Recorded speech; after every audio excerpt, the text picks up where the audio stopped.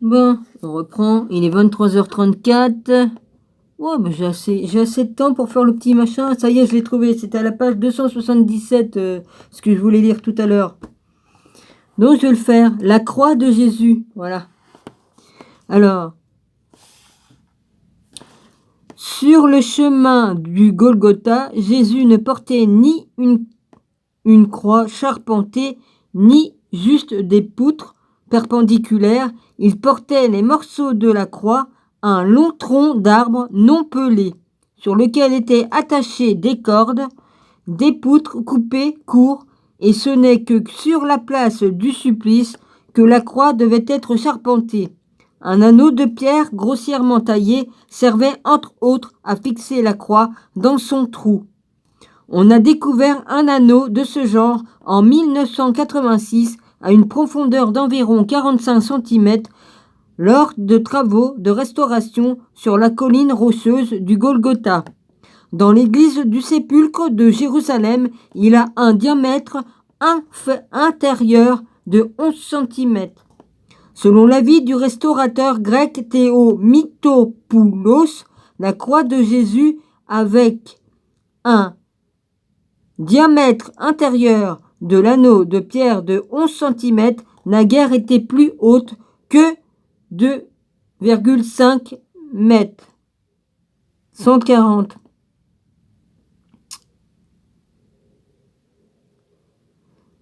Alors, qu'est-ce qui marque ici au numéro 140 ? 140. Voir Karl Ernst de Fergenstein, la place de la crucifixion a-t-elle été trouvée sur le Golgotha ?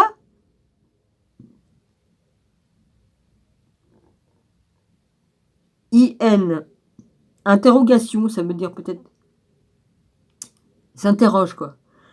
Betend God Wort, journal de la croisade d'expiation du rosaire pour la paix dans le monde, 1991, 1 janvier, numéro 165, pages 2 et 5, SF. À ce sujet, l'énoncé de Thérèse fait en 1926 et le 27, la croix à laquelle Jésus est accroché est très basse, visionnant un.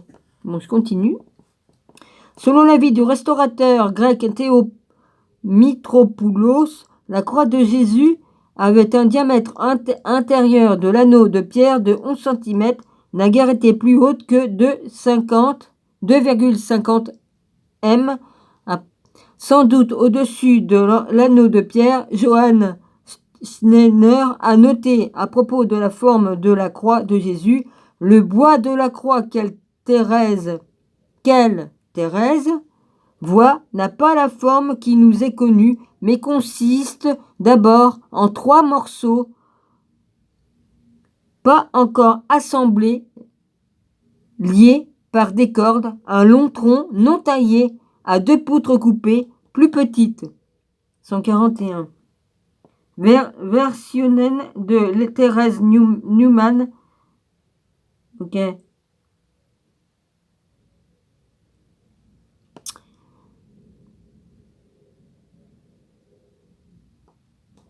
Alors, comme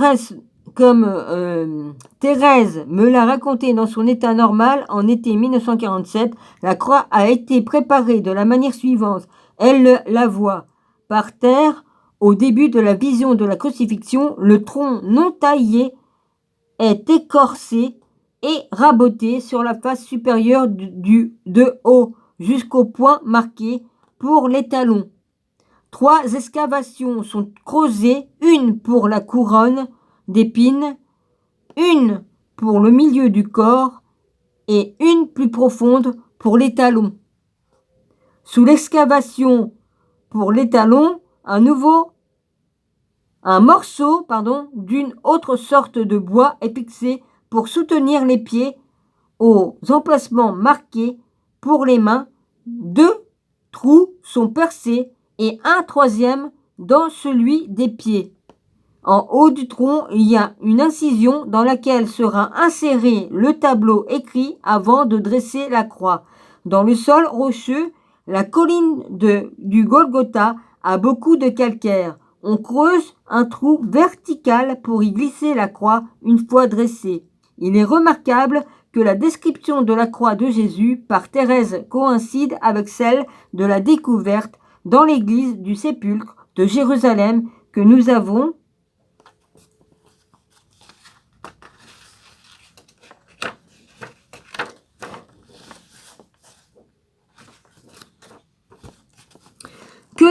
mentionné plus haut. Songeons que seul un tronc d'arbre s'adapte à un anneau, et c'est précisément de cela dont parle Thérèse, en opposition avec la conception traditionnelle selon laquelle le tronc de la croix était une poutre quadrangulaire.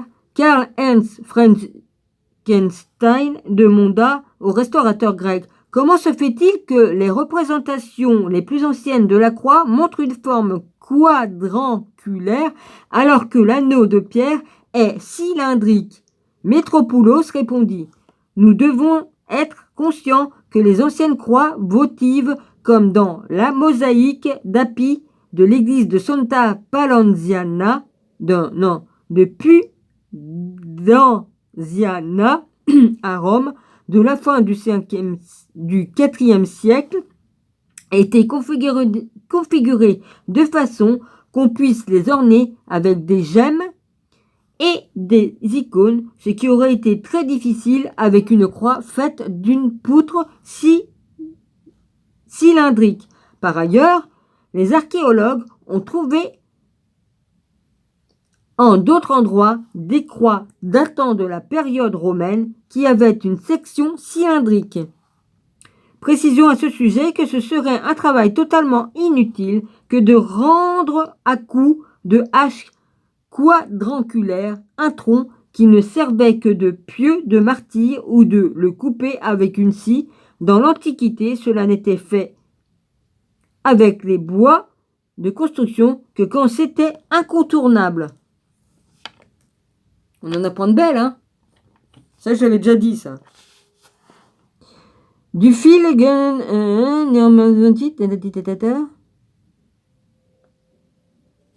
voilà le morceau que je voulais vous lire tout à l'heure dans la vidéo que je suis en train d'uploader, là. Voilà. Alors, je repars en arrière.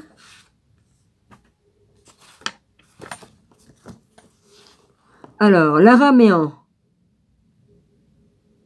Le docteur Johann Boer, professeur de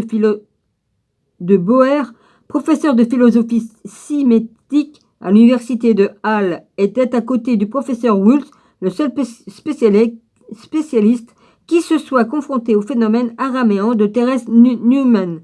Son article est reproduit ici entièrement dans ce texte. Il y a décrit la seule voie à emprunter pour résoudre la plupart des problèmes qui résultent de sa reproduction des parties des discours araméens influencés par le dialecte écrivait. Il y a quelques mois, le 3 août 1927, grâce à ton arrêtin, la nouvelle que Thérèse Neumann, dans le récit de sa vision, reproduit aussi des mots et des phrases araméens, qu'elle a entendus dans son extase de la bouche de Jésus et de son entourage, et qui lui sont tout à fait incompréhensibles, est venue s'ajouter aux événements extraordinaires qui sont signalés à Kunernsreuth. Si la nouvelle devait être confirmée, ce serait même dans le domaine de ces manifestations remarquables quelque chose d'inouï qui n'a jamais existé auparavant. En tout cas, nous ne trouvons rien de semblable dans ce que rapportent les quelques 320 personnes stigmatisées, connues, même si par exemple l'absence totale d'absorption alimentaire en plusieurs fois mentionnée. En fait, il est question une fois dans le rapport sur Anna Katharina Denmenrich, publié par Clément von Brentano, qu'elle perçoit des mots juifs incompréhensibles, mais il ne me communique rien à ce sujet, et en tout cas, elle n'entend par ailleurs Jésus et son entourage parler calmement. Suivant une suggestion amicale du professeur Wood, je séjournais en octobre quelques jours à Kunernsreuth, et je le remercie ainsi que le père Naber de m'avoir permis d'être présent avec assez longtemps, non seulement pendant la vécu de la Passion, mais aussi le vécu de la Passion, mais aussi l'après-midi, où Thérèse se trouve dans l'état intermédiaire où sa mémoire de celle qu'elle a vue et entendue accoutume d'être à son maximum de vivacité. Les notations concernant l'araméen que j'ai pu faire à cette occasion seront ici communiquées en toute intégralité. Cela paraît d'autant plus nécessaire que les indications peu nombreux qui sont parvenus jusqu'à maintenant au public ont souvent été inexactes ou erronées, de sorte que l'on ne pouvait absolument pas se forger une image exacte de la situation telle qu'elle se déroule. Ben voilà, hein, là son son il l'a mis plus haut, il fait des courants d'air, il fait tout pour me faire chier. Il le fait, là j'ai froid là. Mais il est vicieux parce que il peut très bien mettre sa télé à fond par là, puis aller se coucher de l'autre côté. L'autre côté, on entend moins hein, comme on est dans la chambre. Ouais. Ah bah monsieur se venge. Hein. Bah il se venge de quoi? Il m'a cassé les couilles, j'ai claqué la porte, et puis alors? J'ai attendu 20 minutes, 20 bonnes minutes, j'ai dit il va s'endormir. J'ai dit attends, je vais le réveiller. Ouais. Bah il s'est couché le matin vers 5h ou 6h30. Mais oh. Enfin, je sais plus l'heure. J'ai dit toi tu m'as cassé les... Oui c'est ça parce que je suis descendu vers 6h30 pour ouvrir ma porte en bas. J'ai dit toi tu m'as cassé les couilles toute la nuit, et ben tu vas faire un bond dans ton lit. Toi. Je vais te montrer ce que c'est d'être réveillé en sursaut. Avant-hier il me l'a fait 4 fois. 4 fois il m'a réveillé en sursaut. Si c'est pas plus. Je sais plus ce que j'ai dit dans mes vidéos. Moi, une fois que je l'ai dit, c'est imprimé, terminé. Après, ça s'en va de ma tête parce que j'ai d'autres choses à me mettre dans le crâne. Faut que je laisse de la place pour étudier. Alors, les conneries, je les garde pas, mais... Enfin, quoi que je ressors souvent la même histoire, à propos que mon voisin m'emmerde, mais bon. Ben, ça me fait du bien de parler, quoi, parce que bon, je suis toute seule, comme une conne, là, à me faire chier. Et puis... Bah oui, les humains, ils sont faits pour communiquer, ils sont pas faits pour être comme des robots, là. Hein, vous voyez ce que je veux dire? Des robots sans âme, sans esprit, sans... Enfin bref. Bon alors, pour mieux comprendre les faits que je vais rapporter, il est nécessaire de traiter rapidement quelques questions préliminaires. D'abord celle-ci, que savons-nous en général de la langue de Jésus et de son entourage, contrairement à certaines opinions antérieures selon lesquelles Jésus parlait l'hébreu, le grec et même le latin. Oui, ben je l'ai dit ça, oui, il parlait tout ça. Le latin, j'en sais rien, mais le grec, l'hébreu et l'araméen, oui, j'en suis sûr à 200%. C'est un fait établi que sa langue d'expression habituelle était l'araméen. Cela n'exclut pas qu'il ait aussi pu parler l'hébreu et qu'il ait même un peu compris le grec. Oui, bah c'est obligé hein, qu'il ait compris le grec. Oui.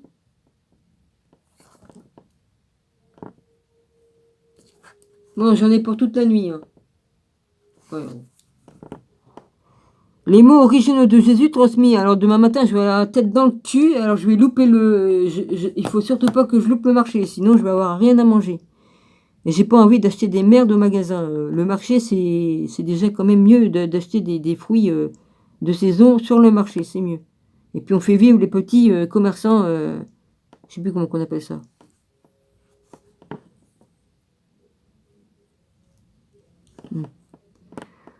Les maraîchers, je vais dire ça, et puis voilà. Hein.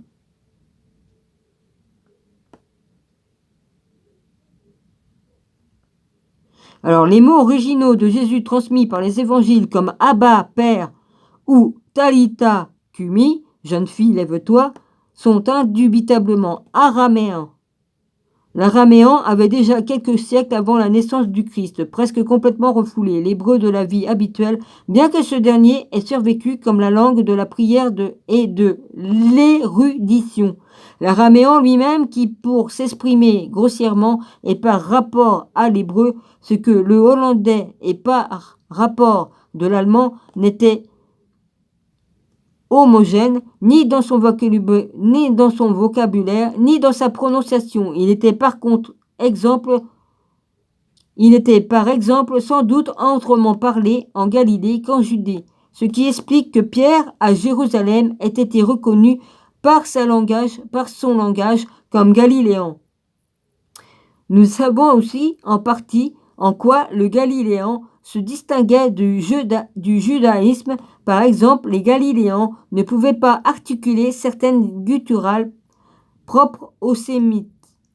Il est vrai que ces connaissances que nous avons proviennent de témoignages du temps ultérieur, essentiellement des indications du Talmud de Jérusalem, qui n'a été composé qu'au IVe siècle, même si certains de ces parties peuvent être plus anciennes. Malheureusement, avec cette étude au temps de Jésus, ou en général au 1er siècle, mais nous savons qu'il y en a eu ainsi. Flavius Josephus, par exemple, a d'abord écrit sa célèbre histoire de la guerre juive qui conduisait à la destruction de Jérusalem en araméen et ensuite seulement en grec, et retouche et revanche. Nous savons de nouveau avec certitude, et en revanche, nous savons de nouveau avec certitude que les fragments araméens du livre de Daniel ont été rédigés 200 ans avant la présence de Jésus en Judée. Faut le faire, hein. Vraisemblablement à Jérusalem même. Il y a sans doute une difficulté supplémentaire dans le fait que les textes dont il s'agit ici n'ont été écrits à l'origine qu'avec des consonnes et n'ont été vocalisés que bien plus tard. Mais même cette difficulté n'est pas insurmontable. Ainsi, on a fait divers essais pour reconstruire la langue de Jésus ou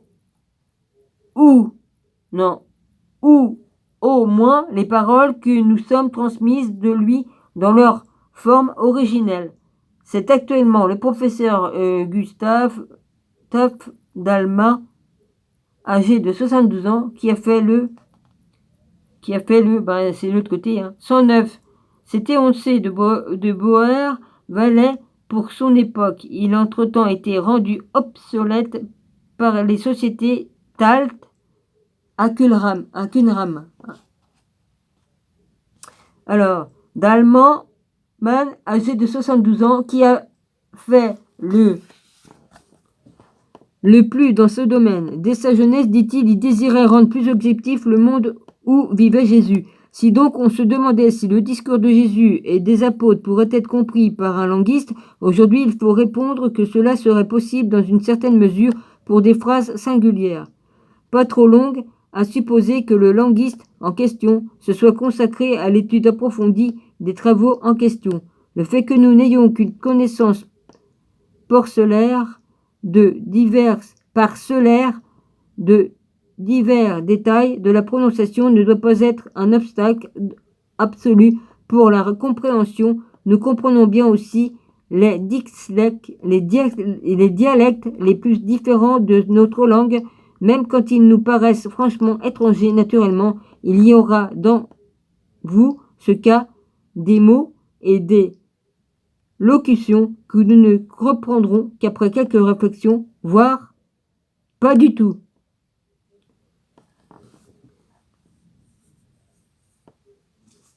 Oh, je me l'épêche, je vais choper la crème. Et ça me reprend le nez, hein. À chaque fois qu'il fait ça, vas-y, hein.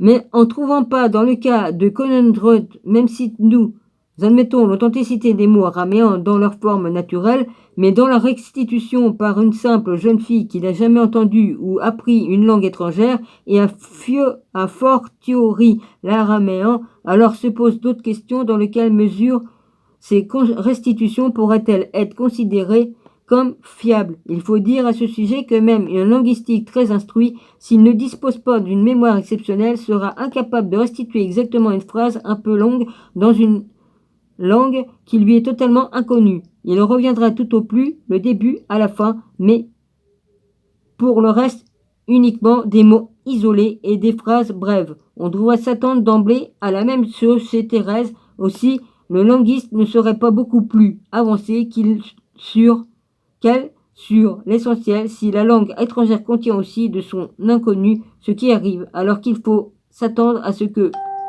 l'aperçoive concernée. Hein? Facebook. Bah oui, mais je peux pas, moi je travaille sur ma vidéo. Vous me faites marrer. Je suis pas la seule à faire des vidéos. Vous en faites et vous m'appelez. Bah, je veux bien, je suis abonné, mais je peux pas être partout en même temps.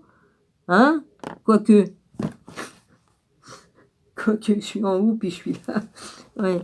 Bah, si je parle de la Sophia, c'est la Sophia, elle est en haut et j'étais la Sophia, donc vas-y.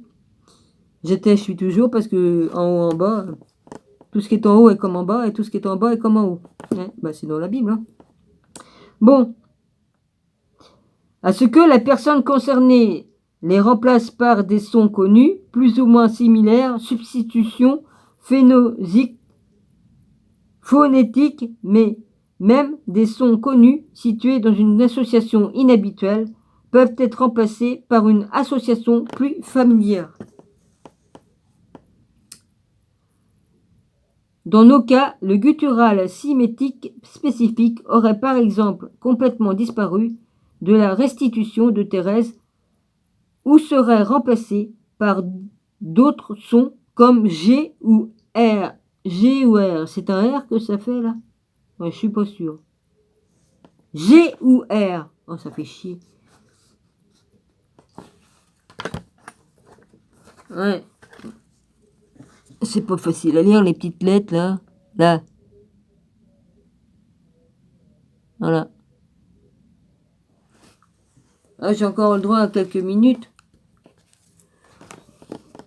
Alors. Merde, du coup, j'ai posé le livre, mais je sais plus où que c'est. On a un chien.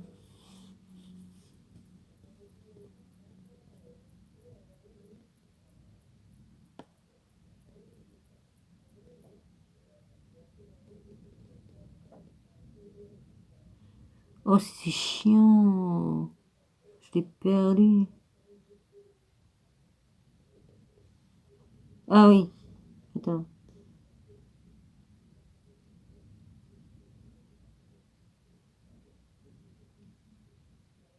Bon, bah, ça va être trop tard, hein, 22. Oh merde. Bah, j'ai perdu ma ligne.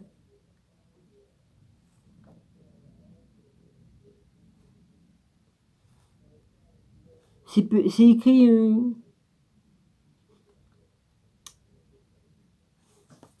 Oh, c'est chiant.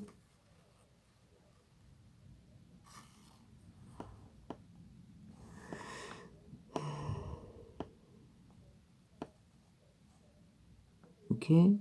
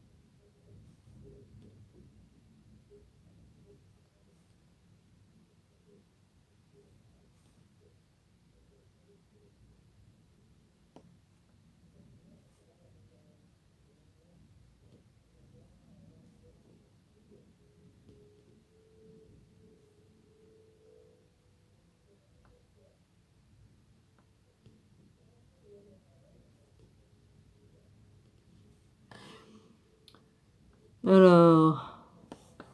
Ouais, ça va bientôt sonner. Enfin, le truc est trop. Dans notre cas, le guttural sémitique spécifique aurait par exemple complètement disparu de la restitution de Thérèse. On serait remplacé par un d'autres sons comme G ou R. Ah bah il était juste là, merde. Ou bien de liaison phonétique. Ol, devance chez elle, ou oa, oi. Car dans son dialecte de Haute-Palatina, elle dit ose, oise, je sais pas, ou ose, bois. Mais un fait aurait la plus grande importance, c'est que dans le dialecte du terroir de Thérèse, non seulement les phonétiques sonores précisément distinguées au sémite B, D, G 5 manquent, mais qu'en général, Il n'a pas fait de différence entre le D et T, B et P. Les sons qui produit sont en réalité un hybride des deux, que l'on ne peut pas du tout exprimer par notre écriture habituelle. Ouais, je m'arrête ici, ça va machiner. Voilà. Voilà. Je vous embrasse tous et puis voilà. Je vais essayer d'aller me coucher parce que je me pèle le cul ici. J'ai froid, j'ai les mains glacées. Mais il fait tout pour me faire chier et voilà. Dominique, si t'avais pas ouvert ta grande bouche pour aller te plaindre de ce qu'il faisait, bah oui, j'étais bien obligé d'y dire. Mais depuis, ben, il a multiplié par 1000 le truc, voilà. Voilà, c'est un pervers narcissique constitué d'un pervers sexuel aussi. Ouais. Vas-y. Il est irrécupérable. Allez, bonne nuit à tous.